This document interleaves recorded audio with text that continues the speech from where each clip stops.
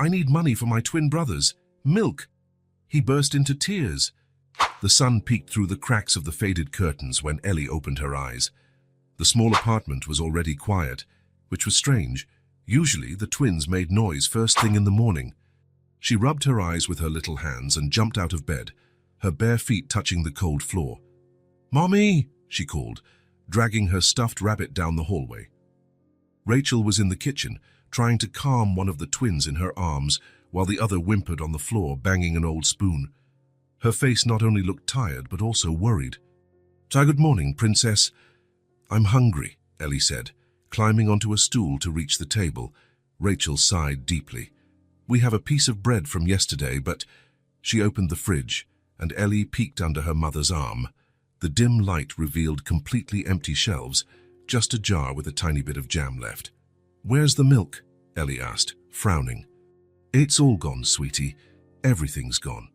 We can share the bread, but we don't have anything else for today." Ellie looked at her 1-year-old brothers. They were thinner than they should be and cried more than they used to. Their blue baby bottles were empty next to the sink. The babies looked at her with big, hungry eyes. "But Tommy and Ben need milk." "They're little," Ellie said. Rachel put the twin she was holding down next to his brother and sat at the table, running a hand over her face. "I know, sweetie, I know." Her voice broke. "Today—" She couldn't finish. Ellie knew that look. It was the same one she had when the rent was late and the angry man knocked on the door. It was the look from when Rachel would count coins late at night, only to put them all back in the empty drawer. Breakfast was silent and sad. Rachel gave the twins warm water in their bottles, and they cried for a while before falling asleep, still hungry. Ellie nibbled on a small piece of the hard bread, leaving the rest for her mother, who refused it. "You need to eat, you're growing," Rachel said, pushing the bread back toward Ellie. After breakfast, Rachel sat the three of them on the worn-out rug in the living room with the few toys they had.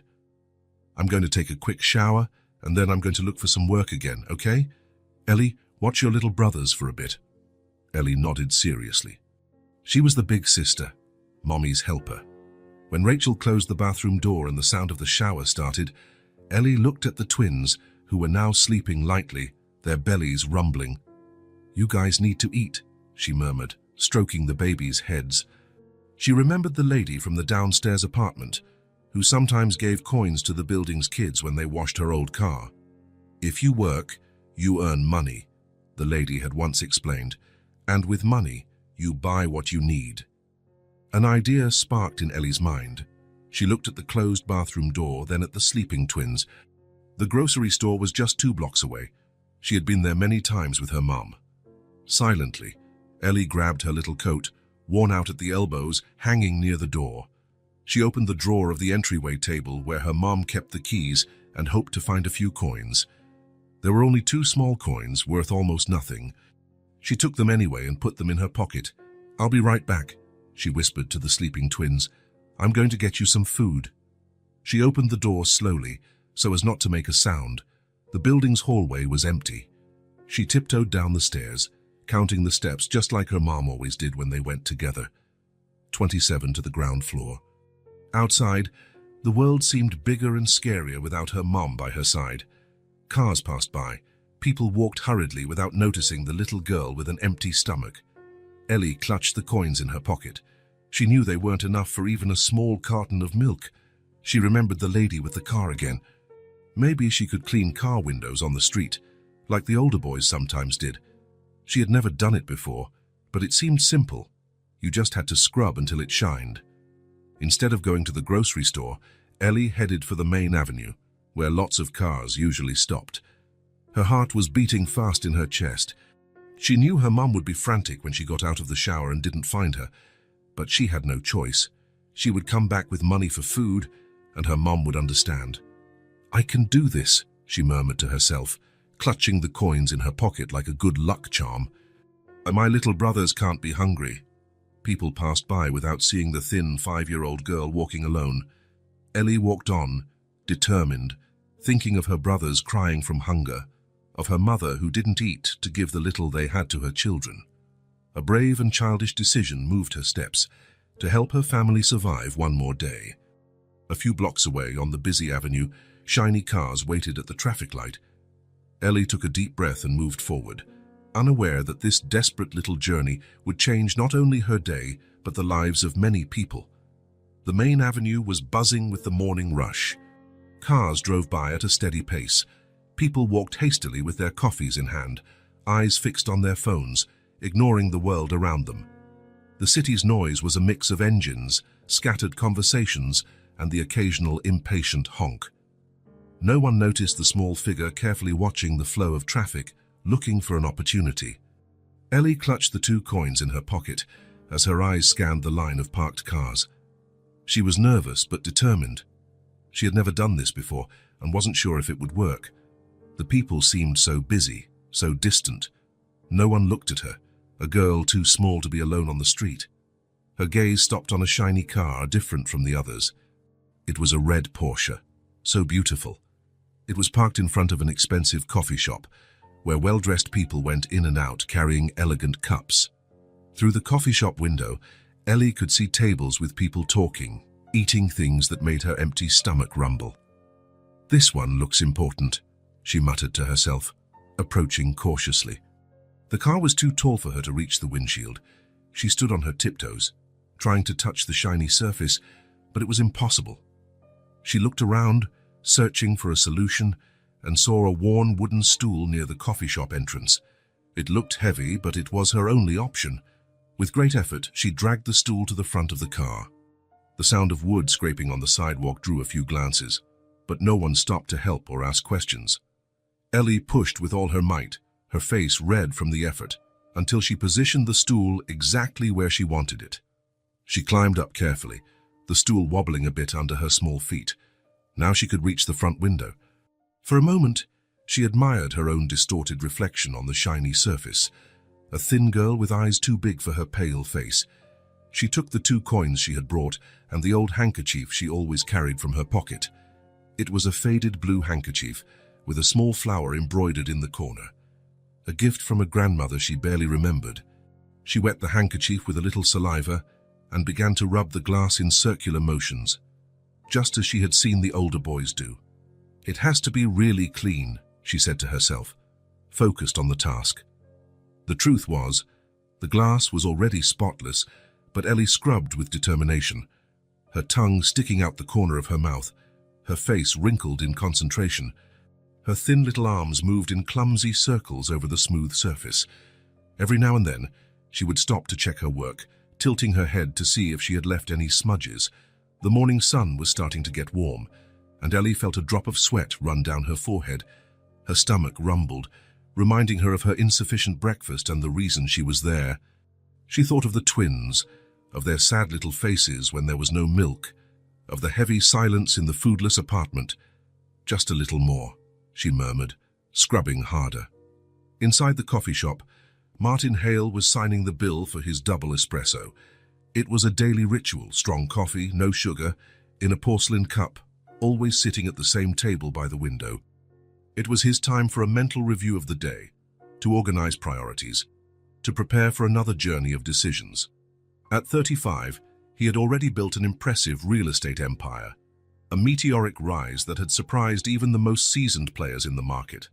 He was known for his sharp eye for opportunities others missed, for his calculated boldness, for his ability to work more hours than any competitor.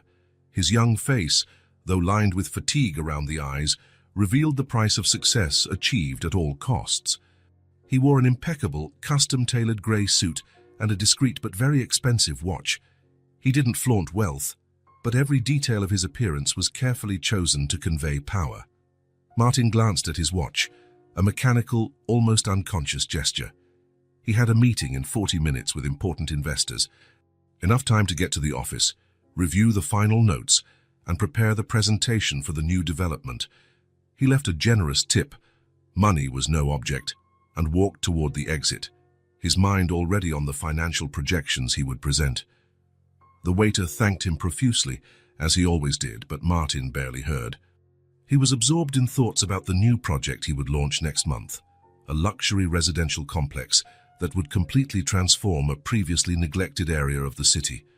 Another victory to add to his empire. When he stepped out of the coffee shop, he stopped abruptly. Something unusual caught his attention.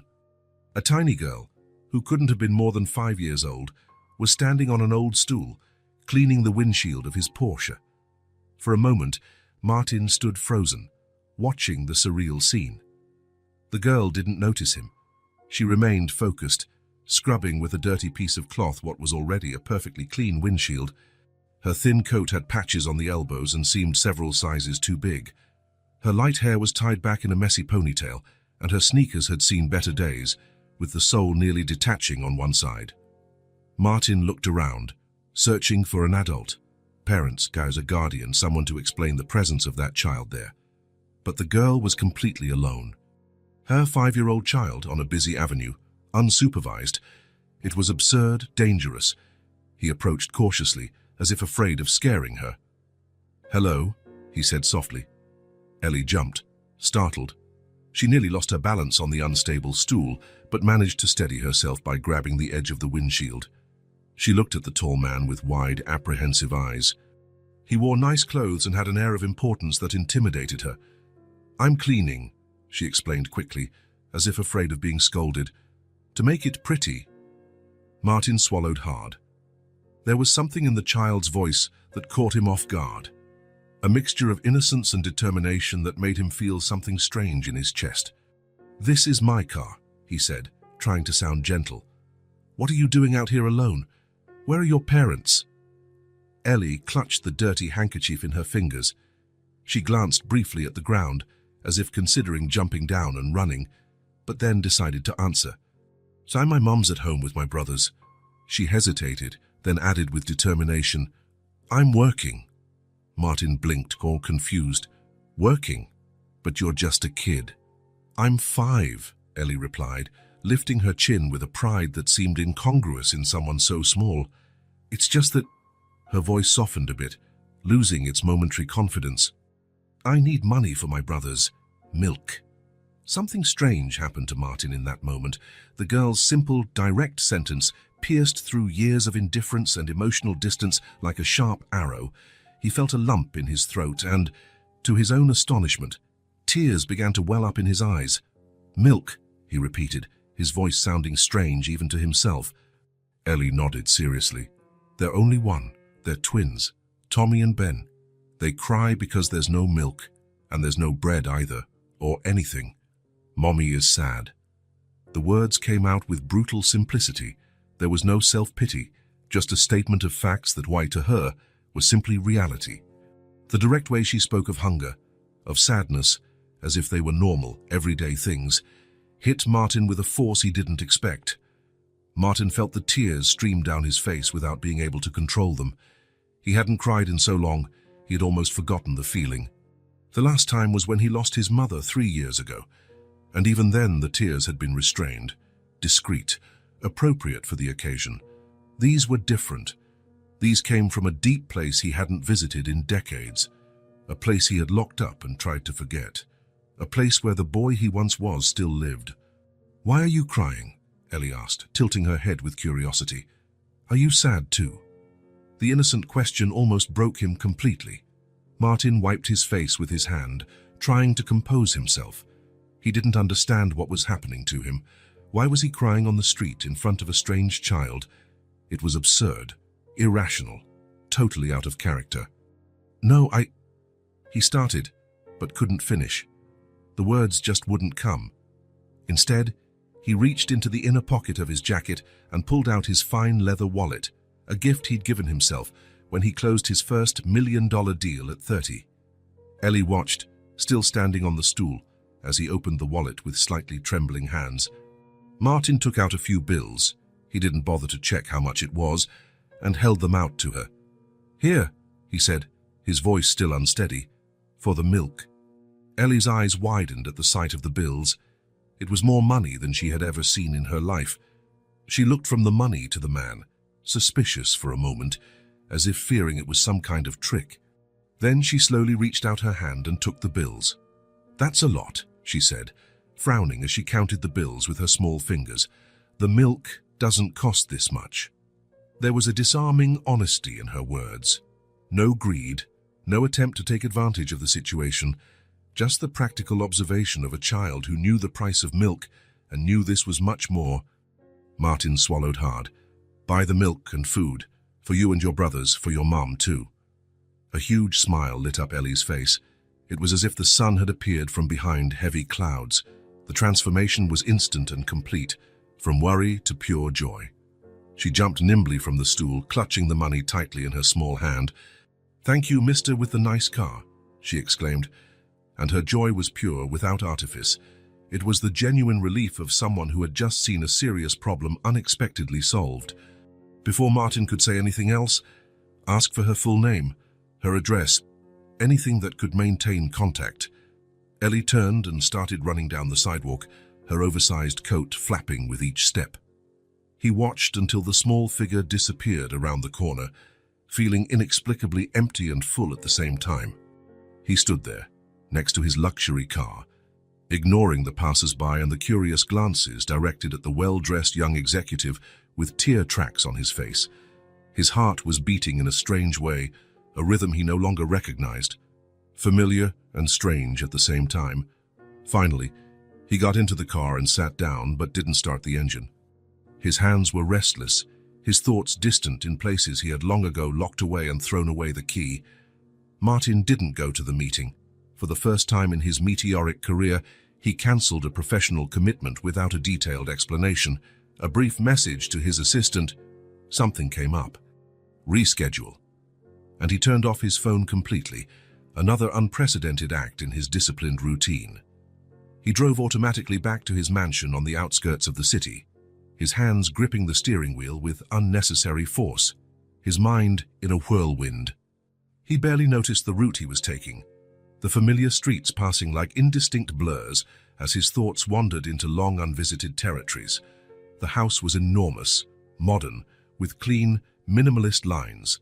3 floors, 7 bedrooms, an indoor pool, a private gym, a climate-controlled wine cellar, a movie theater, a state-of-the-art office. A showcase of success and good taste, photographed for architecture and design magazines, a trophy inhabited by a lonely man.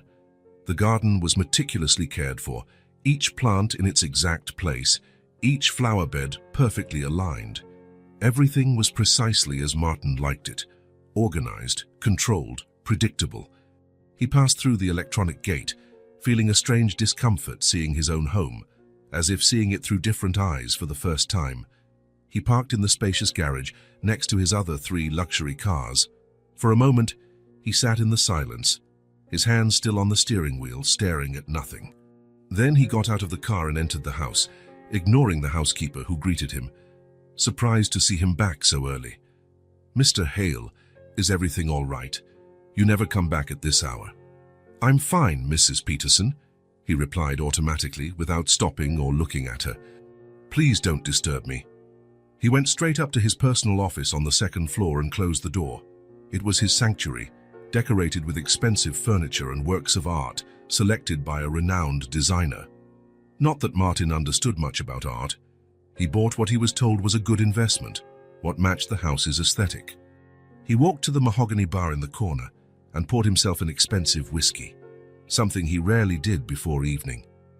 He took a long sip, feeling the amber liquid burn his throat, and walked to the panoramic window that overlooked the impeccable gardens. The image of Ellie wouldn't leave his mind. Those determined eyes, the oversized coat, the childish voice saying, "I need money for my brothers and milk." Why had it affected him so much? Why had he cried in front of a strange child, on the street, like a sentimental fool? Martin Hale was not an emotional man. He was known for his calculated coldness in business, for his ability to make tough decisions without flinching.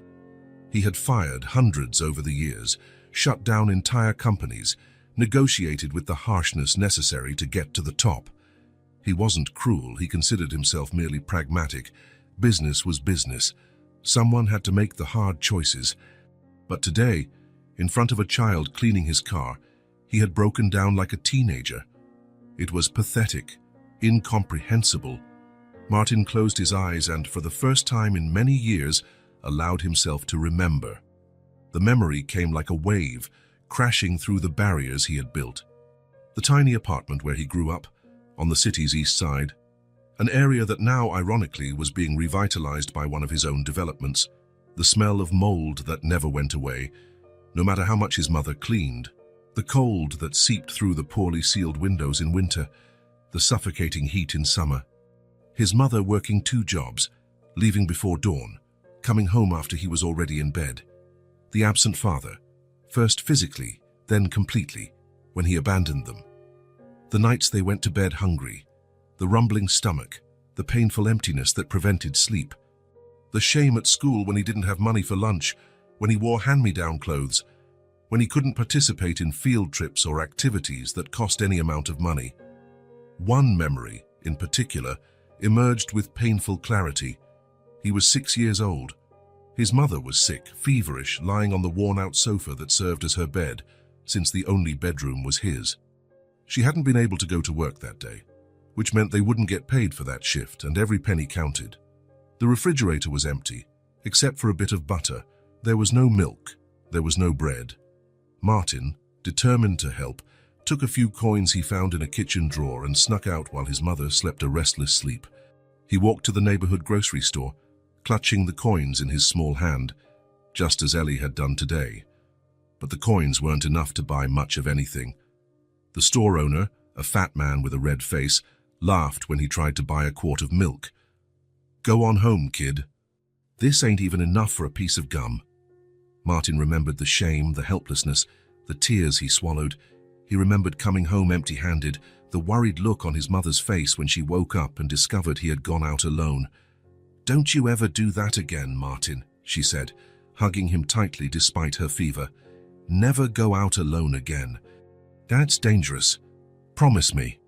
He promised, but the feeling of uselessness, of not being able to help when it mattered most, was etched into his soul like an invisible scar. Perhaps it was on that day that he decided, without truly understanding it yet, that he would never be helpless again. Never again would he depend on the kindness of others. Never again would he be empty-handed. He opened his eyes, returning to the present.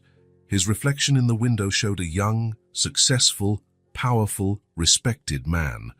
Martin Hale, the real estate prodigy who rose from poverty and built an empire before 35. He had buried that poor, hungry boy so deep that he had almost forgotten his existence, until today, until Ellie. Her face appeared in his mind like a gentle accusation. That little child had awakened something Martin believed had been dead for a long time: empathy, compassion, the memory of pain, feelings he had deliberately left behind on his climb to success, feelings he considered weaknesses, obstacles to be overcome. Now they were returning, bringing a bittersweet pain and a strange relief, like a numb limb regaining feeling. First, the uncomfortable tingling, then the normal sensation, a reminder that it's still there, still part of the body. Martin looked at his mansion, at the perfect gardens, at the expensive cars, at the valuable works of art, everything he had ever wanted, everything he had worked tirelessly for. And yet, seeing that little girl today, he felt an emptiness so profound it almost swallowed him. He had spent so much time building walls around himself that he had forgotten what he was protecting. Or maybe the walls weren't protecting anything. Maybe they just kept the emptiness isolated so he wouldn't have to face it. Martin sat down heavily in his Italian leather chair, the whiskey forgotten in his hand. For the first time in years, he wasn't thinking about deals, acquisitions, or profits. He was thinking about a 5-year-old girl who had left home to get milk for her brothers. He was thinking about hunger, desperation, courage, and he was thinking about who he had been, who he had become, and the void that had grown inside him without him even noticing. The phone rang, probably his assistant wanting to know why he had missed the meeting, or trying to pass on urgent messages from investors. Martin didn't answer. Instead, he stared out the window, seeing without really seeing the perfect gardens of his empty mansion, while Ellie's face danced in his mind, haunting him in a sweet and painful way. Martin couldn't sleep that night. He tossed and turned in his king-size bed, Ellie's face appearing every time he closed his eyes. At 4 in the morning, he gave up trying. He got up, took a long shower, and dressed in more casual clothes than usual, jeans and a simple shirt. He had no meetings today. He had cancelled everything. At 7 o'clock sharp, he parked his car in the exact same spot as the day before, in front of the coffee shop. He ordered the same coffee, sat at the same table by the window. His eyes didn't leave the sidewalk for a second, searching for a little girl in an oversized coat. 8 o'clock, 9, 10, no sign of Ellie. "More coffee, sir?" the waiter asked for the third time. Martin nodded distractedly. There was something strange about the way he felt.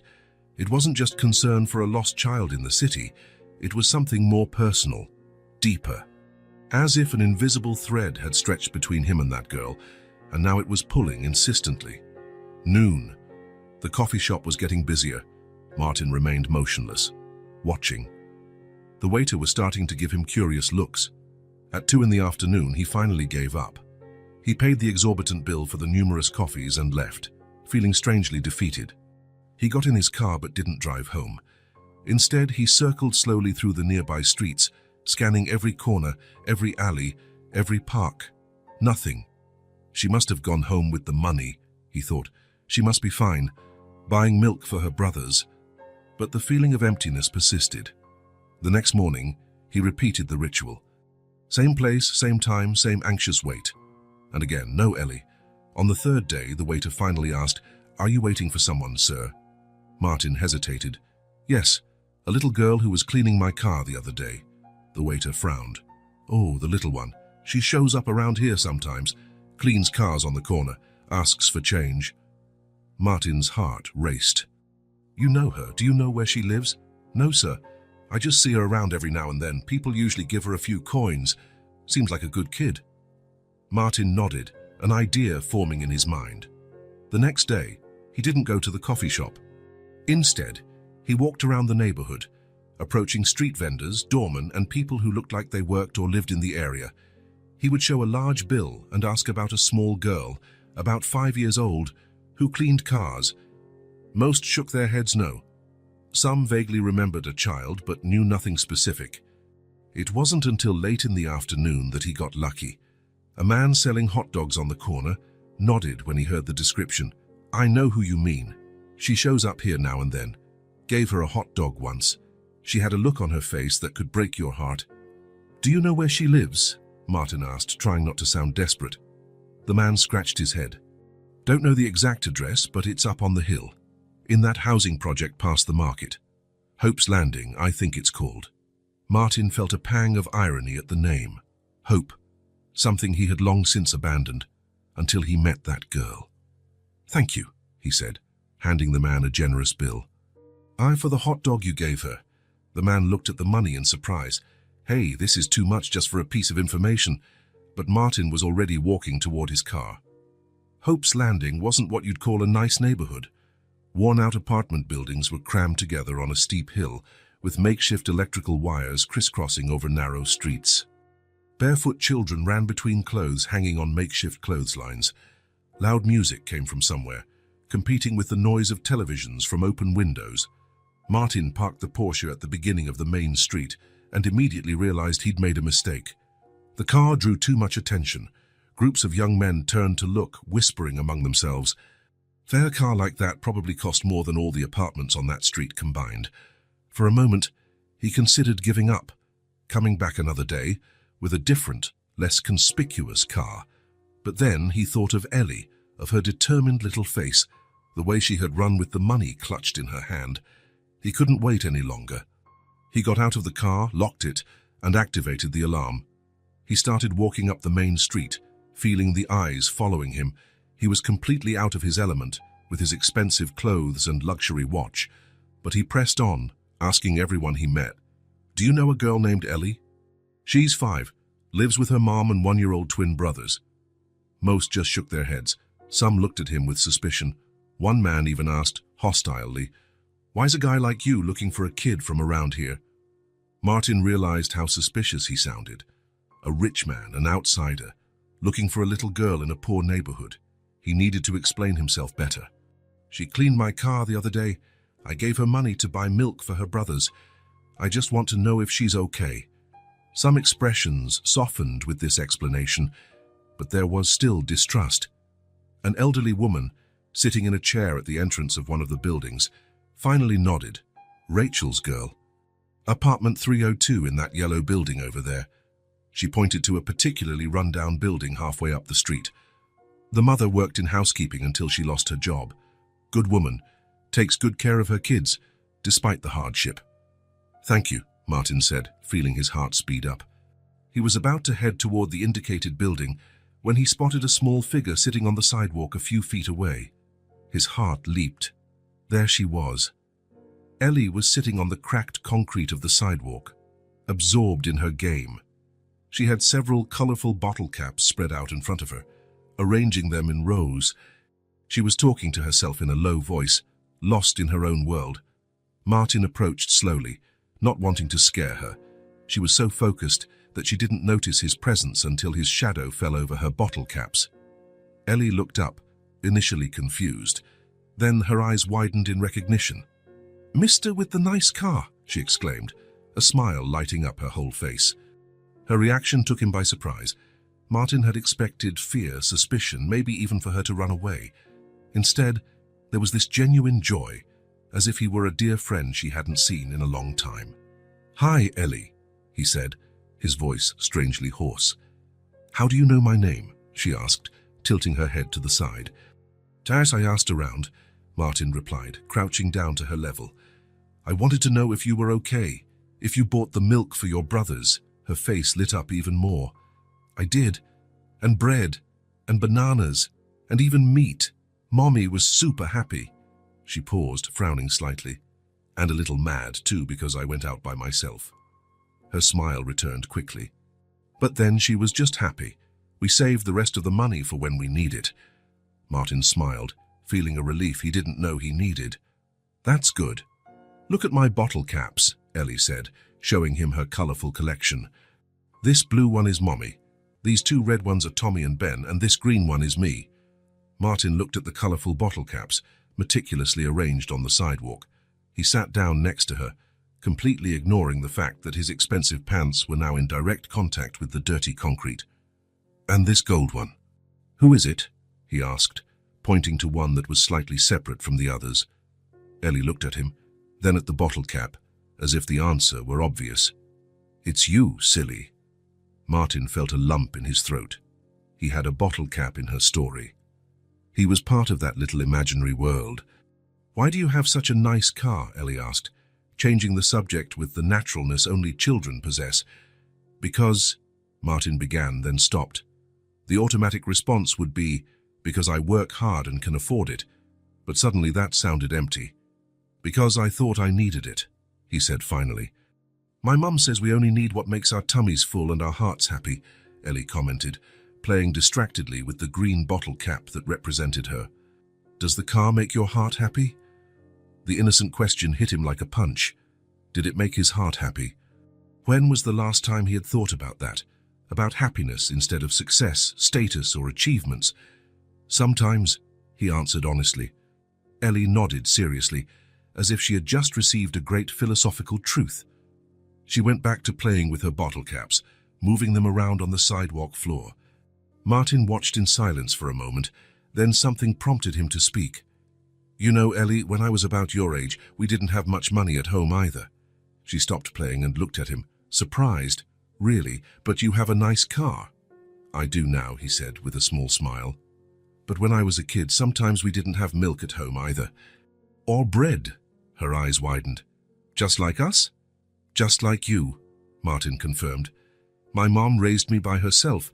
We also went through hard times." "And did you play with bottle caps too?"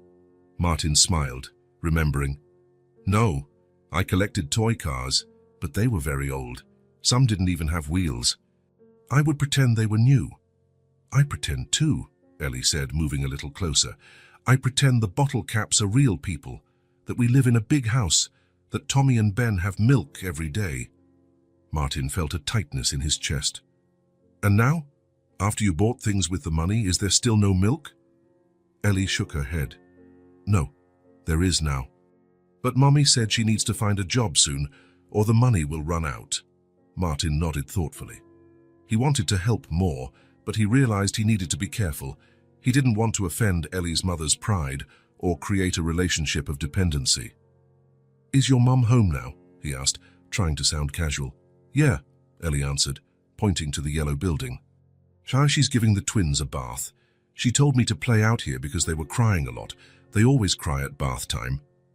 Martin looked at the yellow building, feeling a strange nervousness. Why was he so anxious? It was just a woman trying to raise 3 children on her own, someone who could easily be helped with his resources. "Ellie," he said, hesitantly, "do you think your mum would be very mad if I met you guys, saw your home?" Ellie frowned, thinking, "I don't know. She doesn't really like strangers." "Of course," Martin said quickly. "I understand completely." "But you're not a stranger," Ellie continued.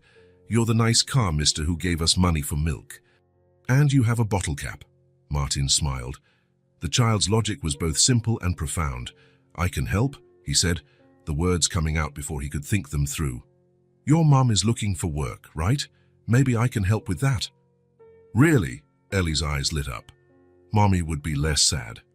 She cries at night when she thinks we're asleep." Martin felt his heart ache. He remembered his own mother years ago doing the same thing. "Can I talk to her?" he asked, standing up. "I promise I'll be respectful." Ellie seemed to consider for a moment, looking at him and then at the building. Then she nodded. "Okay," she said, gathering her bottle caps and carefully putting them in the pocket of her oversized coat. "But don't tell her I said she cries, okay? She gets embarrassed." "I won't," Martin promised. As they walked together toward the yellow building, Martin felt a mix of nervousness and determination. He didn't know exactly what he would say to Ellie's mother, how he would explain his presence there, how he would offer help without seeming condescending or intrusive. But he knew he had to try. Because in that little girl with colorful bottle caps, he had found something he thought he had lost forever, a connection to his own past, to the humanity he had buried under years of ambition and empty success. And for the first time in a long time, Martin wasn't thinking about business, about profits, about conquering more. He was just thinking about how he could help this family, how he could be part of something real and meaningful again. "Come on," said Ellie, taking his hand matter-of-factly and pulling him toward the building's entrance. "Mommy will like you. You're nice." Martin followed, feeling the small grip of that confident hand in his, knowing he was about to cross a threshold that would change his life forever. Martin climbed the stairs of the yellow building, following Ellie, who skipped a few steps ahead. The dimly lit hallway smelled of dampness and cooking. Peeling walls showed water stains, and the handrail was loose in some spots. Still, he noticed that someone tried to keep the place clean. The floor, though worn, was free of trash. "This is it," Ellie announced, stopping in front of a door with the number 302 hand-painted on it. She knocked 3 times as excitedly. "Mommy!" "I brought a friend." Martin suddenly felt nervous. What was he doing here? How would he explain his presence? He automatically straightened his shirt and ran a hand through his hair. The door opened. A young woman appeared, holding a baby. She must have been around 25, but the exhaustion on her face made her look older. Even so, there was a natural beauty to her features, a kind of dignity that hardship hadn't managed to erase. She wore a simple t-shirt and faded jeans. Her hair, the same color as Ellie's, was pulled back in a messy ponytail. Her eyes widened when she saw Martin, a well-dressed stranger standing next to her daughter. "Who are you?" she asked directly, pulling Ellie closer with her free hand. "Mommy, it's the mister with the nice car," Ellie explained before Martin could answer. "The one who gave me money for the milk, remember?" Rachel's face changed from suspicion to recognition. Her eyes scanned Martin from head to toe. "I'm Martin Hale," he introduced himself, extending his hand. "I met Ellie a few days ago when she was cleaning my car." Rachel didn't take his hand. She held the baby firmly, and her gaze was a mixture of shame and wounded pride. "I know who you are," she said, surprising Martin. "I saw your picture in a local paper. The real estate developer." Martin lowered his hand, embarrassed. "Yes, that's me. What are you doing here?" The question was direct, without preamble. Martin hesitated. "I wanted to see if Ellie was okay, if the money had helped." From inside the apartment came the cry of another baby. Rachel sighed. "Ellie, go check on your brother," she asked. The girl ran inside, leaving the adults at the door. Rachel looked at Martin for a moment, seeming to decide something. "Thank you for the money. It helped a lot."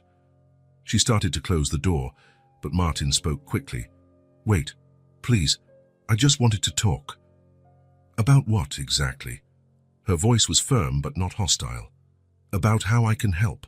Rachel lifted her chin. "Say we don't need charity, Mr. Hale." Martin noticed the pride in her eyes.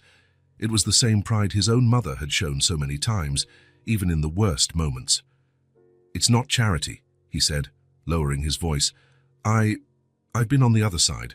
I've been through what you're going through." Rachel studied him for a moment, the baby fidgeting in her arms. From inside, Ellie called out, "Mommy, Tommy wants water." Rachel hesitated, then opened the door wider. "Come in, but just for a moment." The apartment was small, but surprisingly clean and organized, considering it housed 3 children.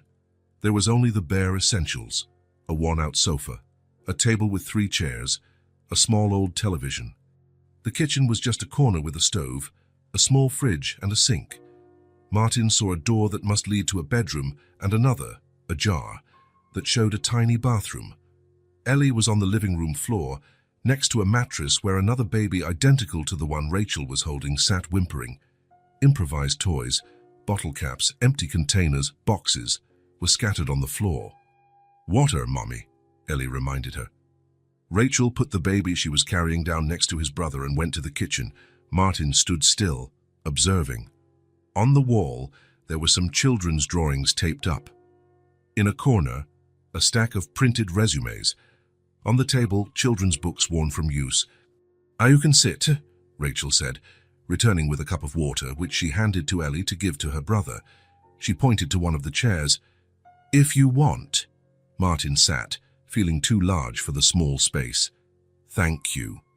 "So," Rachel began, sitting across from him with her arms crossed. "What brings you here, Mr. Hale?" "Martin, please," he corrected her. "When Ellie approached me to clean my car, she told me she needed money for milk, for her brothers." "She never should have gone out alone," Rachel said, looking at her daughter with a mix of affection and concern. "I almost died of fright when I couldn't find her at home." "She's very brave," Martin commented. "Too brave sometimes," Rachel sighed. Then she looked directly at Martin. "I appreciate the money. It helped us a lot. But like I said, we don't need charity. I'm looking for a job. I will be able to support my children." There was so much determination in her voice that Martin didn't doubt it for a second. "I don't doubt that," he said sincerely. "It's just that when I saw Ellie, I remembered myself. When I was a kid." Rachel raised an eyebrow, surprised. "You?" Martin nodded. "I grew up in a place not very different from this one. My mother raised me alone. I also went through hardships." Rachel studied his face, as if searching for signs of a lie. She seemed genuinely surprised. "You don't look it," she said finally. Martin gave a small smile. "So I worked very hard to change that." One of the babies started to cry louder. Rachel immediately stood up and picked him up, calming him with soft murmurs. "This is Tommy," she explained. "The more impatient of the two. Ben is calmer." Martin watched how she handled the babies, with firmness and affection, despite the evident exhaustion on her face. He saw the deep dark circles under her eyes, the small cuts and calluses on her hands. Hands that worked hard. "You said you lost your job?" he asked, trying to sound casual. Rachel sighed. "I worked in housekeeping at a hotel. It closed down 2 months ago. Since then, I've been doing odd jobs, but it's hard with 3 kids. And their father?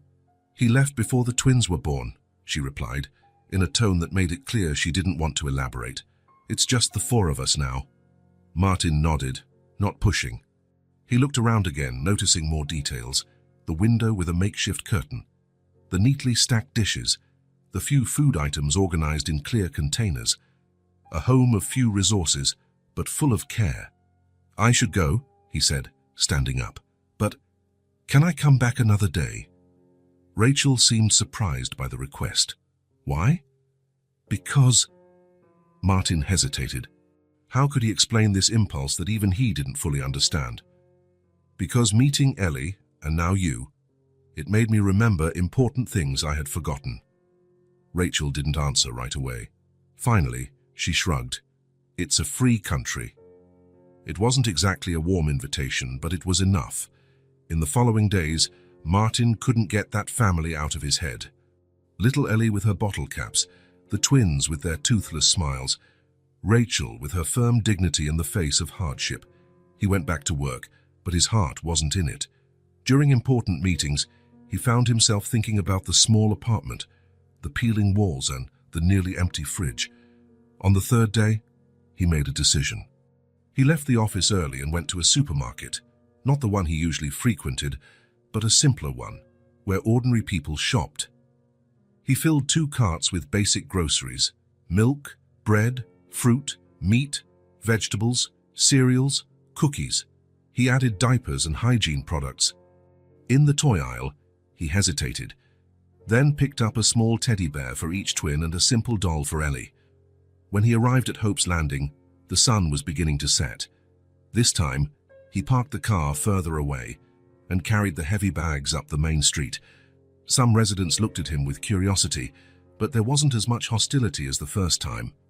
He slowly climbed the stairs, the bags bumping against his legs. He arrived breathless at the 3rd floor and knocked on door 302, trying to catch his breath.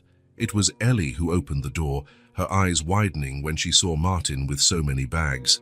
"The car, mister!" she exclaimed, jumping with joy. "Mommy!" "It's Martin." Rachel appeared right behind her, drying her hands on a dish towel. When she saw the bags, her face hardened. "What is this?" she asked, her defensive tone back. "Just a few things," Martin replied awkwardly. "I thought they might be useful." Ellie was already peeking into the bags, her eyes shining. "Chocolate." "Mommy, there's chocolate." Rachel hesitated, clearly conflicted. Martin waited, without pushing. "Please," he said softly, "accept it. It's not charity. It's solidarity." Something in his tone must have touched Rachel. Her shoulders relaxed a little. She stepped away from the door. "Come in," she said simply. Martin entered and placed the bags on the small table. Ellie was already showing her brothers the contents, talking excitedly. The twins, sitting on the living room mattress, clapped their hands without understanding the reason for the commotion. "There's meat and milk and bananas and cookies." Ellie jumped into her mother's arms upon seeing the bags. "Oh, look how much, Mommy." Rachel hugged her daughter, her eyes welling up. For a moment, her facade of strength broke, and Martin saw the vulnerability behind it, the fear, the exhaustion, the momentary relief. "Thank you," she said, her voice trembling. This will help a lot." Martin smiled, feeling a strange warmth in his chest. "You're welcome." While Rachel put away the groceries, Martin sat on the floor with the children.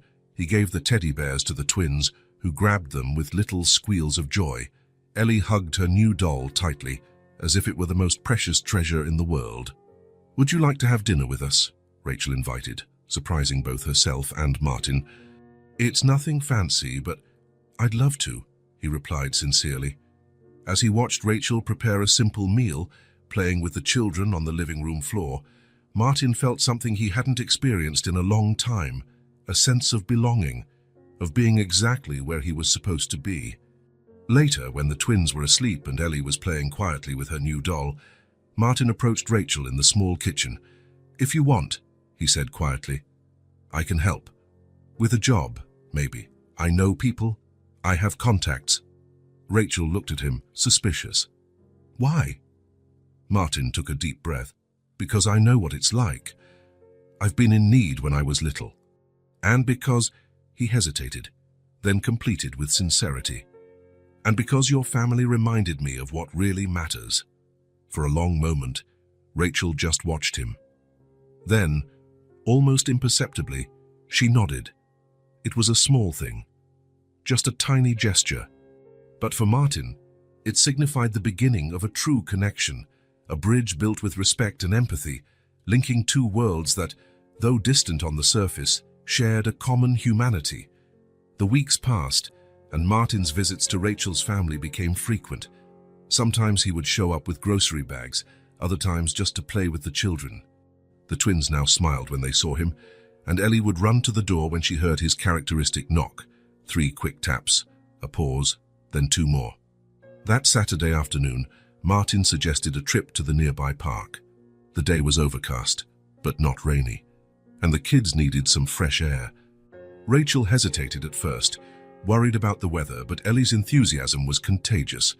"Please, Mommy, I want to show Martin the swings." Rachel smiled, defeated. "All right, but we'll bring jackets, and we'll come right back if it starts to rain." They got ready quickly. Martin helped dress the twins while Rachel prepared a small bag with diapers and snacks. The park was only 4 blocks away, a short walk that Ellie turned into an adventure, jumping on every crack in the sidewalk. "Careful, Ellie," Rachel warned, pushing the double stroller with the twins. "Let her be," Martin said with a smile. "Kids need to jump." Rachel shook her head but smiled. It was hard to deny that Martin had a special way with children. Lately, she had noticed how different he seemed during his visits, more relaxed, more alive, as if their presence awakened something dormant within him. The park was almost empty due to the cloudy weather. Ellie ran ahead, straight for the swings. "Push me, Martin, really high." Martin caught up to her, laughing at her excitement.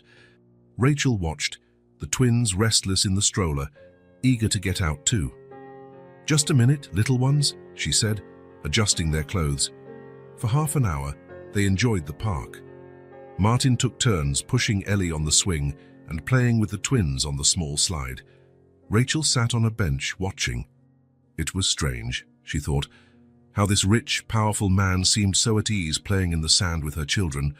Nothing remained of the serious businessman she saw in the local papers. That's when the first drops of rain began to fall. "Time to go," Rachel announced, standing up. "It's starting to rain." Martin nodded, helping the twins get back into the stroller. Ellie, however, wanted one last ride down the slide. "Just one more time, Mommy, please." Quickly then, Rachel relented. Ellie ran up the steps and slid down, screaming with joy. As she jumped off the end of the slide, she didn't notice the small puddle that had formed from the rain. Her foot slipped, and she fell to her knees on the rough cement ground. The scream that followed made Rachel drop the stroller and run. Martin got there first, crouching beside Ellie, who was crying loudly, holding her knee. "Let me see, Princess," he asked gently. Ellie moved her hand away, revealing a cut that wasn't very deep but was bleeding quite a bit. The ripped and blood-stained jeans seemed to make it look worse. "My knee," she sobbed, her face contorted in pain. Martin felt something tighten in his chest. It was a simple scrape, the kind all kids get at some point, but her crying affected him in a way he hadn't expected. Suddenly, it was as if time had rewound, and he was the little boy crying, with no one to help him except a mother too exhausted to offer more than quick words of comfort. "It's going to be okay," he said, his voice strangely choked up. Without a second thought, he picked Ellie up in his arms. Rachel arrived, breathless. "What happened?" "Is she—" "She slipped and cut her knee," Martin explained. "It's nothing serious, but we need to clean it." The rain started to fall harder. Martin took off his coat with one arm, still holding Ellie, and covered her head. "I saw a pharmacy on the corner," he said. "Let's go there. It's closer than going home." Rachel hesitated, looking at the twins in the stroller. Martin noticed her concern. "You take the twins, I'll take Ellie. We'll go together." They ran through the increasing rain, Martin carrying Ellie with ease, Rachel pushing the stroller, trying to keep the babies dry with the cover. When they reached the pharmacy, they were all soaked, except for Ellie, protected by Martin's coat. The pharmacist, an elderly man, showed them to a small room in the back. "You can use this," he offered, bringing a first aid kit. Martin sat Ellie on the counter, speaking softly while Rachel calmed the twins, who were starting to cry, agitated by all the commotion. "This is going to sting a little," Martin warned, preparing to clean the wound. "But you're brave, aren't you?" Ellie nodded, still sobbing. She grabbed his hand tightly as he gently cleaned the scrape with antiseptic, her face contorted with the sting, but she didn't scream again. "You're being very brave," he praised, smiling to hide his own emotion. Rachel watched, impressed by Martin's gentleness. There was a tenderness in his gestures she had never noticed before, not just kindness, but a deep empathy, as if Ellie's pain were his own. When he finished cleaning and putting on a colourful bandage, Martin lifted Ellie into his arms again. "All done. Now you have a medal of courage on your knee." Ellie smiled through her tears. "It still hurts. It'll go away," he assured her. "And in the meantime, how about some ice cream to help?" Rachel intervened. "Martin, she could catch a cold. She's already all wet and—" "Just a tiny one," he insisted, with a pleading look that made Rachel laugh. "You two make the same face when you ask for something," she commented. They waited for the rain to let up at the pharmacy. Martin bought medicine, more bandages, and even some dry clothes for the kids at the store next door. When they finally left, he was still carrying Ellie, who rested her head on his shoulder, already recovered from the scare. On the way back, they stopped for the promised ice cream. Martin sat with Ellie at a table, while Rachel fed the twins baby food. Watching them, she realized that something had changed. Martin was no longer the wealthy benefactor who showed up with gifts and solutions. He was someone who truly cared, who stood by them in the tough times, not just the good ones. When they got to the apartment, Ellie was already asleep in Martin's arms, exhausted from the adventure.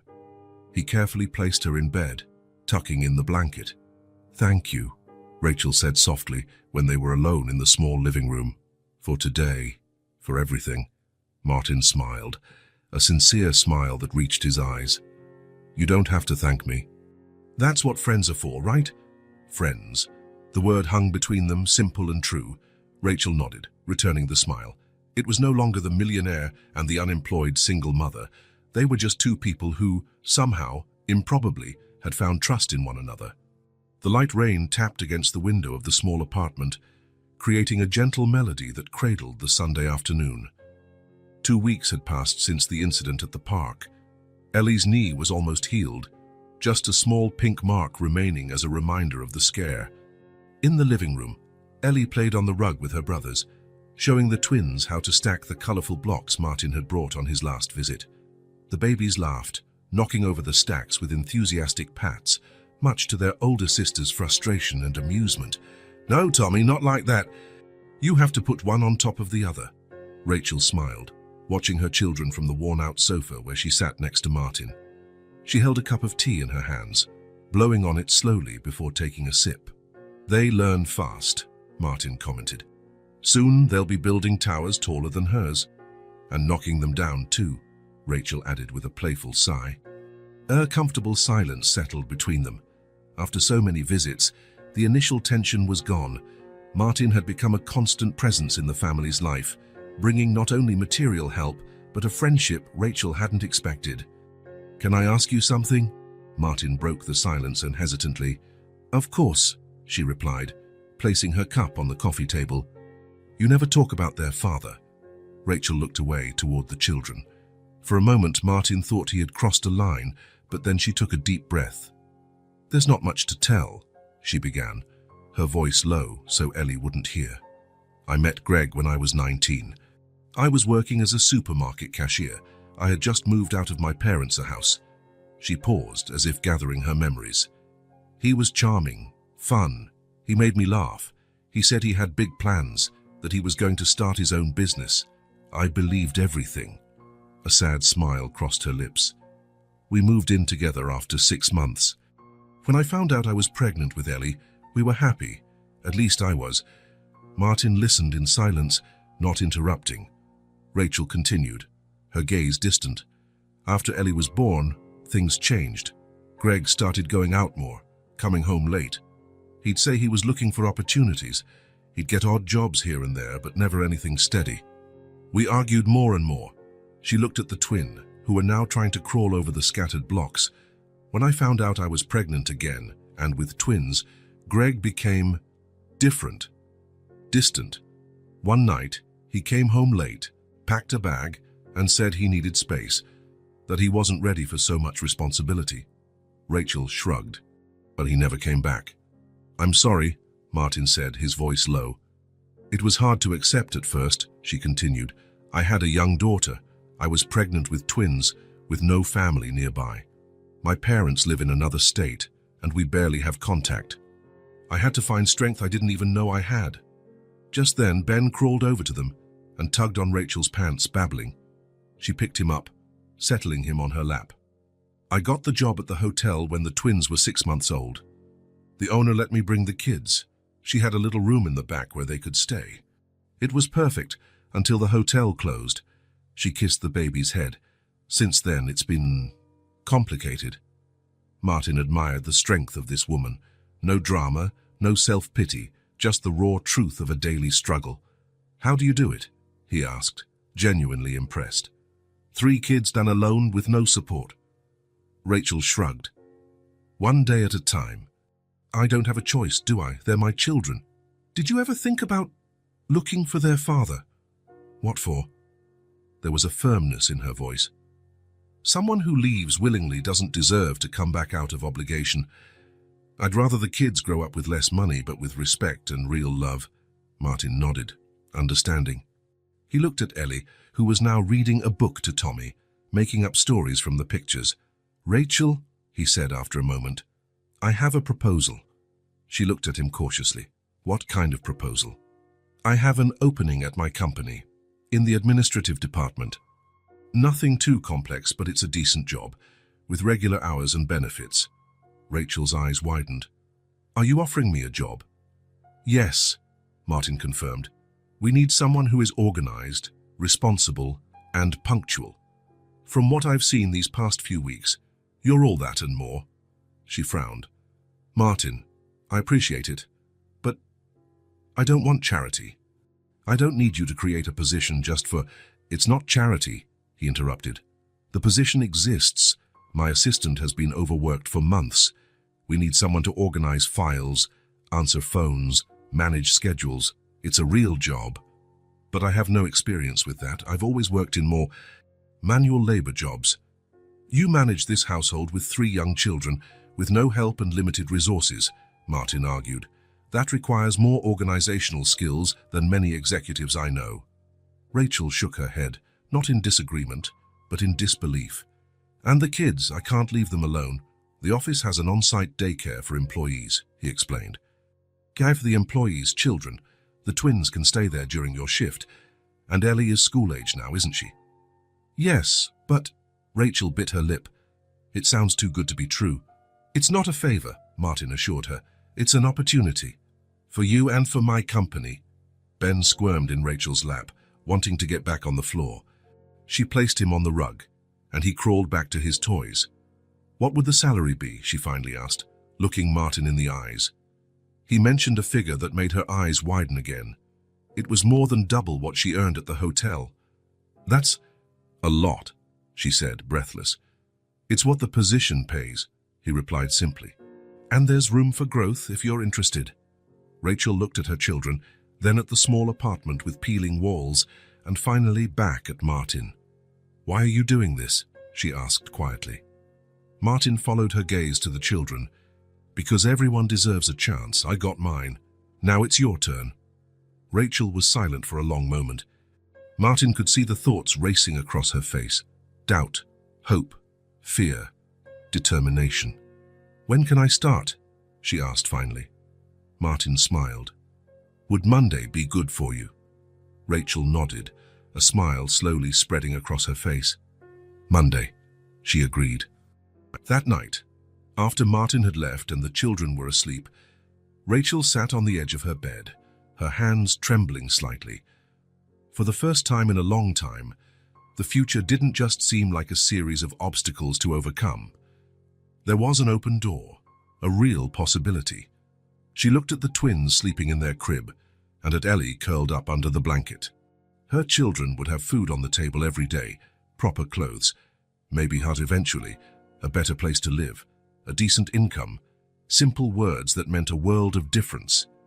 Rachel lay down, closing her eyes. The rain was still tapping against the window, but now the sound seemed different. It was no longer a melancholy tune, but the gentle rhythm of new possibilities. Rachel checked her reflection in the small hallway mirror. Neat hair, light makeup, formal but comfortable clothes. Her work uniform, as she joked to herself, 2 weeks into the new job, and it still felt surreal. Ellie, shoes, we're going to be late, she called, adjusting the bag on her shoulder as she finished packing the twins' diaper bag. Life had changed quickly. They woke up earlier, followed a strict routine. Ellie went to school and then an after-school program, while the twins stayed at the company daycare. Rachel worked in the administrative department, quickly learning her new duties. At the end of the day, Martin often gave them a ride home in his car, sometimes stopping for a simple dinner on the way. It was tiring, but for the first time in a long time, Rachel felt secure. Her first paycheck had already allowed her to buy new clothes for the children, pay off overdue bills, and even save a little. "Ready, Mommy," Ellie appeared, proud in her full school uniform. "Perfect. Let's go, the boys are already in the stroller." She opened the door and almost collided with a man standing in the hallway, about to knock. For a second, she didn't recognize him. Then, her heart stopped. "Greg?" The man in front of her looked both familiar and strange. Thinner than she remembered, shorter hair, simple but neat clothes. His eyes, however, were the same, light brown like Ellie's. "Hi, Rachel," he said with a hesitant smile. "Long time no see." Rachel felt the blood drain from her face. 2 years. 2 years without a word, a call, any financial help. 2 years raising 3 children alone. And now here he was, standing at her door as if he had just stepped out to buy cigarettes. "What are you doing here?"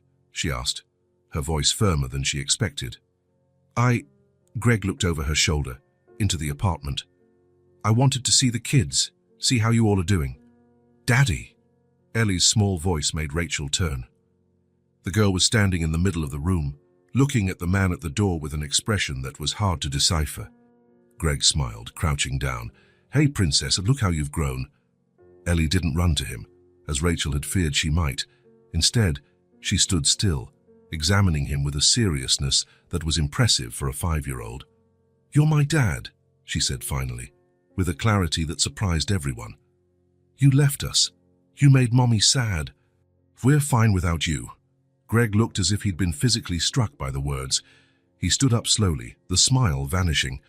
He lowered his head, speechless. Rachel felt a mix of pride and concern. How could her little daughter articulate so clearly what she herself struggled to express? "We're late," Rachel said, pushing the stroller with the twins into the hallway. The babies looked curiously at the stranger, without recognition. "Are those them?" Greg asked, looking at the twins with an unreadable expression. Are they our kids?" "They're my kids," Rachel corrected. "We have to go. I have work, and the children have places to be." "Work?" Greg seemed surprised. "Where?" "That's none of your business," she replied, closing the apartment door. "Now, if you'll excuse us—" "Rachel, please," he pleaded. "I just want to talk. I've changed. I got a steady job. I've been clean for 8 months. I want to be a part of their lives." She stared at him, searching his face for signs of a lie. Greg had always been good with words, with promises. "We're late," she repeated. "If you really want to talk, come back tonight, at 7. Greg nodded quickly. "I'll be here. Thank you, Rachel." She didn't reply, walking past him with the stroller. Ellie followed, casting one last suspicious glance at her father before taking her mother's hand. In the elevator, Rachel took a deep breath, trying to control the trembling in her hands. "Are you mad, Mommy?" Ellie asked. Rachel looked at her daughter. "Not at you, sweetie. Never at you. Is he going to leave again?" The question hung in the air, too heavy for a workday morning. "I don't know," Rachel answered honestly. "But we'll be okay no matter what happens. Remember what I always say. We're a team," Ellie replied with a small smile. "Exactly. The best team in the world." In the days that followed, Greg became a frequent, though still peripheral, presence in their lives. He would show up in the late afternoon, bringing small gifts, a pack of candy, a plastic toy car, a cheap doll. He would sit in the living room for an hour or less, trying to talk to the children. Ellie remained distant, answering only when necessary, watching him with suspicious eyes. The twins, however, were another story. Too young to remember the abandonment, they looked with curiosity at this man who brought toys and made funny voices. Rachel watched everything cautiously. She didn't stop the visits but set clear rules, never without her present, never for more than an hour. never interfering with the children's routine. During one of these visits, while Greg was trying to get Ben to hold a small bear, Martin appeared at the door. The encounter was tense, two men representing completely different worlds in Rachel's life. "This is Martin," she introduced, "my boss and a family friend." The two men sized each other up, Greg visibly uncomfortable, Martin polite but cold. "I'll come back another time," Martin said, sensing the tension. "I just stopped by to drop off the paperwork for that form you asked for." After he left, Greg asked, a hint of jealousy in his voice, "Does he come here often?" "Often," Rachel replied, without elaborating. "Martin has been a great support for us." Greg nodded, a muscle twitching in his jaw. One afternoon, almost a week after his return, Rachel finally decided it was time for a frank conversation. The children were asleep, the twins in their crib, Ellie on her small bed in the corner of the room. "Why did you come back now, Greg?" she asked directly, sitting at the kitchen table. He swirled the coffee cup between his hands, thoughtful. "Because I finally felt ready," he answered. "I was a coward, Rachel. When I found out about the twins, I panicked. I couldn't imagine how I'd support 3 kids when I could barely take care of myself." "And I could," she retorted. "You think I wasn't scared too?" Greg looked down. "I know there are no excuses. I just want a chance to know my kids. To be a father, even if it's late." Rachel studied his face, trying to separate sincerity from manipulation. Greg had always known how to look sorry when it suited him. "They don't need cheap gifts or occasional visits," she said finally. "They need consistency, someone they can trust, who won't disappear when things get tough." "I know," he agreed. "And I'm trying to be that person now. I have a steady job. I'm attending a support group. I've rented a small apartment a few blocks from here." Rachel looked him directly in the eye without flinching. "I hope you don't disappear from their lives again," she said, each word heavy with meaning. "Because if that happens, there won't be a third chance. Do you understand?" Greg held her gaze and nodded slowly. "I understand." Rachel didn't say she believed him. She didn't say she trusted his promises. Years of disappointment had taught her to value actions over words. But for now, she would let him try. Not for the feelings she once had for him, long since buried, not for some romantic dream of a reunited family, but because, despite everything, he was the father of her children, and they deserved the chance to know him, to decide for themselves what role he would play in their lives. Meanwhile, Rachel would continue to do what she had always done: protect her children, build a better future, and move forward, with or without Greg in the picture. Martin twirled a pen between his fingers, staring at the stack of documents on his desk. Outside his office, the bustle of the company in full swing followed its normal rhythm: phones ringing, professional conversations, the familiar sound of a successful organization. But something had changed within him. In the past few months, since Ellie had walked into his life cleaning his car window, Martin saw the world through different eyes. The empire he had built, the buildings he had erected, the billion-dollar deals, it all seemed different now. Not less important, just incomplete. He picked up the first document from the pile, the Clean Slate Foundation. The letterhead read in elegant script. Below it, the mission statement: to support families in vulnerable situations, with a special focus on single mothers and their children. The idea had come to him weeks earlier, after a visit to Rachel's family.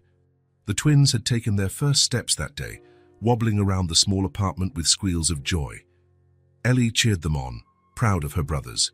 Rachel, tired from work, but visibly happy, was preparing dinner in the tiny kitchen. It was a simple scene, the kind that happens in thousands of homes every day. But for Martin, it was a revelation. Seeing that family, who, against all odds, found reasons to smile, to keep going, he understood that he could do more, much more. "Mr. Hale, your next meeting is in 15 minutes, his assistant informed him over the intercom. "Thank you, Diana. I'll be ready." Martin turned his attention back to the documents. The foundation was no small project. It would start with a significant contribution from his personal assets, but the intention was to grow, to establish partnerships, to create a real and lasting support network.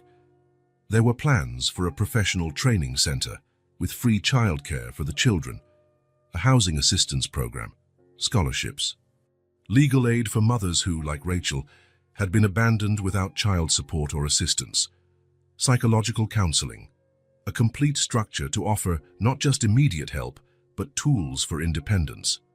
Martin knew it wouldn't be easy. Building skyscrapers, closing deals that he had mastered, but building futures, that was new, challenging territory.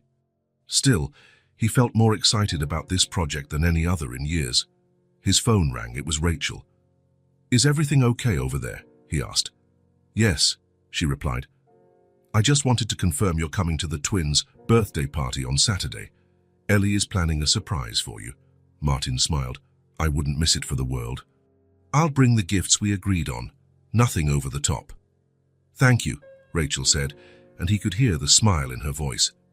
"Oh, and Greg confirmed he's coming too. I hope that's not a problem." "Not at all," Martin assured her. "He's their father."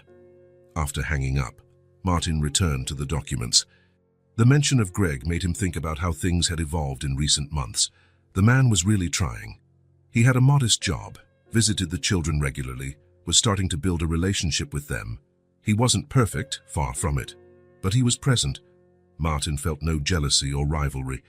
He had found his own place in that family, not as a substitute, but as a friend, a support. And now, with the foundation, he hoped to find his place in many other stories. He signed the first document, authorizing the formal creation of the entity. Then the second, the initial transfer of funds. Next, the appointment of the board of directors, people he admired for their integrity and social vision.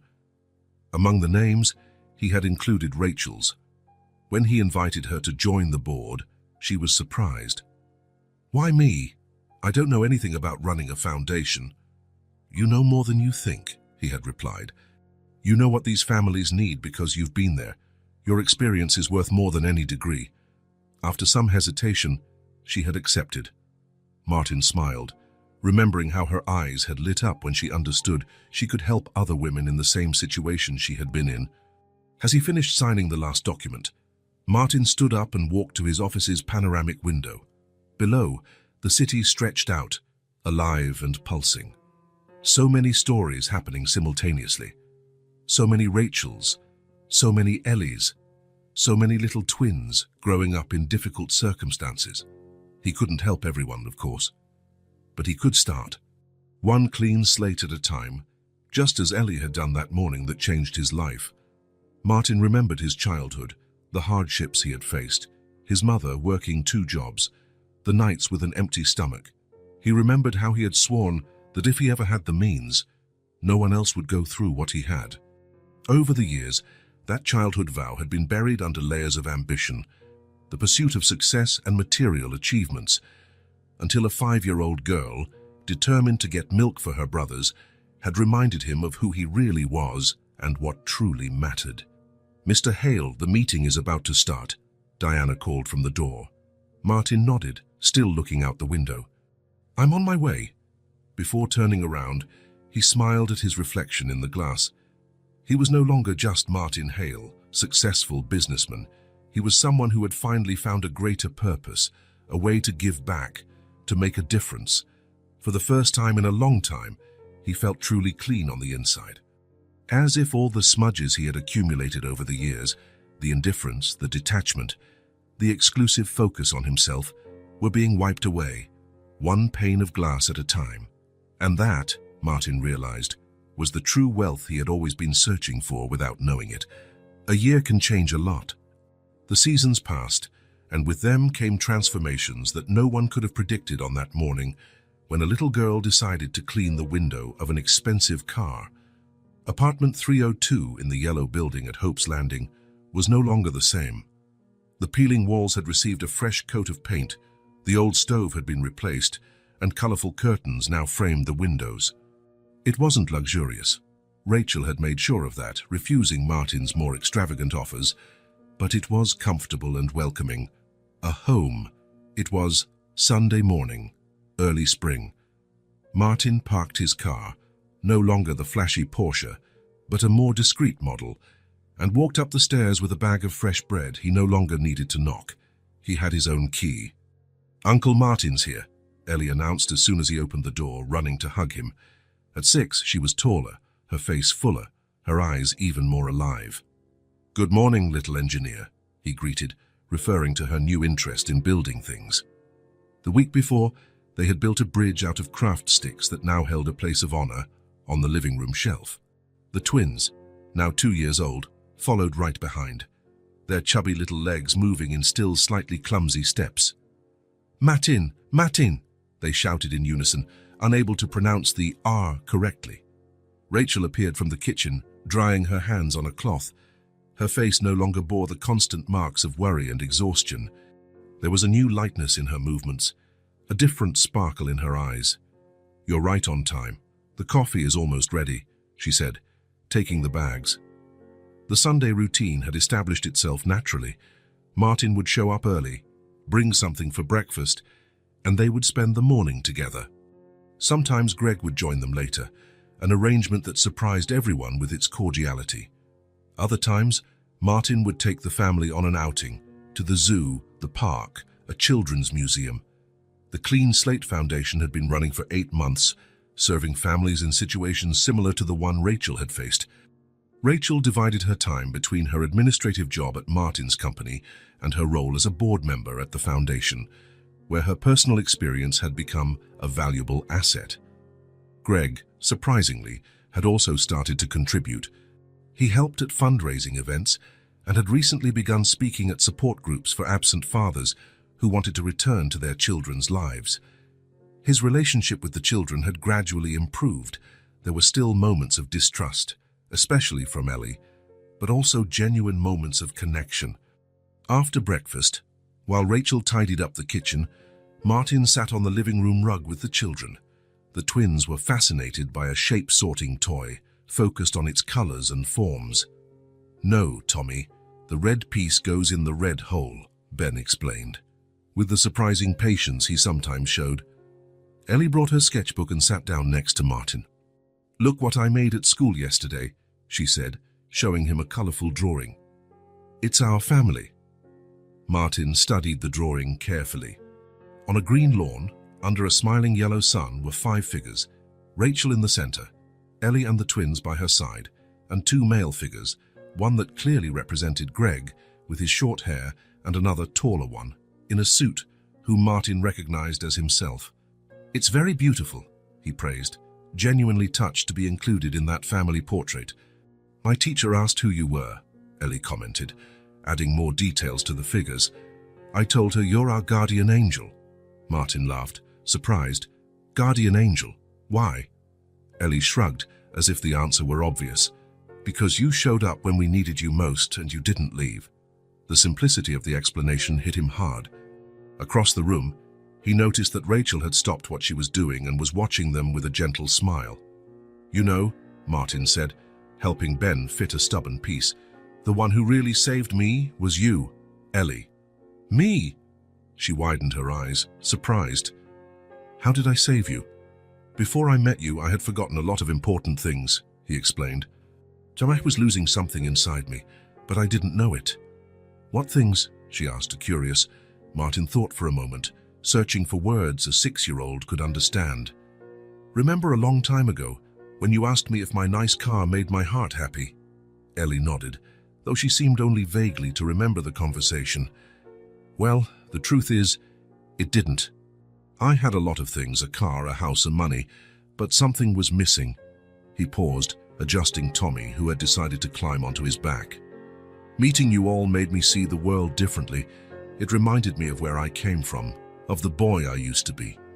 Rachel came closer, sitting on the sofa. "What boy was that?" she asked softly. Martin looked at her, then at the children. A boy who believed he could change things, who cared about people, who knew that having a family, even if it's not a traditional one, is the greatest treasure anyone can have. "And you forgot all that?" Ellie asked, now fully interested. "For a while," Martin admitted. "I got so busy building things, making money, that I forgot why I wanted to do it all in the first place. I forgot about that hungry little boy who swore that one day he would make a difference. Tommy had climbed all the way up his back and was now hanging from his neck, laughing. Martin adjusted the boy onto his shoulders, holding his little legs. When you cleaned my car window that day, he continued, it was like you also cleaned a window inside of me. A window that had been dirty for so long that I didn't even notice anymore. And now you see better? Ellie asked, with the peculiar wisdom that sometimes emerged in her words. Martin smiled, a full smile that reached his eyes. Now I see everything much better. The morning continued peacefully. Later, Greg showed up to take the twins for an outing, part of the arrangement they had established. The boys ran excitedly to the door. Ellie, more reserved, decided to stay home, helping Rachel prepare lunch while Martin fixed a loose shelf. It was an ordinary, simple scene, with nothing extraordinary about it, and perhaps that was exactly what made it so special. In the afternoon, as Martin was getting ready to leave, he paused for a moment by the living room window. The late afternoon sun streamed in, creating golden patterns on the floor. From where he stood, he could see the whole room. Rachel reading a story to Ellie on the sofa, the twins' toys organized in their basket, the photographs on the wall, new and old, creating a timeline of smiles and captured moments. It wasn't his house, not his family in the traditional sense. And yet, it was his home in many ways that mattered. Somewhere between cleaning windows and simple dinners, between feverish nights and modest birthdays, between foundation meetings and Sunday afternoons, Martin Hale, the poor boy who became a rich and lonely man, had finally found what he had been unknowingly looking for: belonging, purpose, love. Purpose. Not the romantic love from the movies, but something equally powerful. The love that emerges when broken souls meet and together discover they can still create something beautiful. Are you coming back tomorrow? Ellie asked, interrupting his thoughts. Martin looked at her expectant little face, and then at Rachel, who was watching them with a serene smile. Always, he replied. And he knew with absolute certainty that it was a promise he would never break. Because finally, after searching in the wrong place for so long, Martin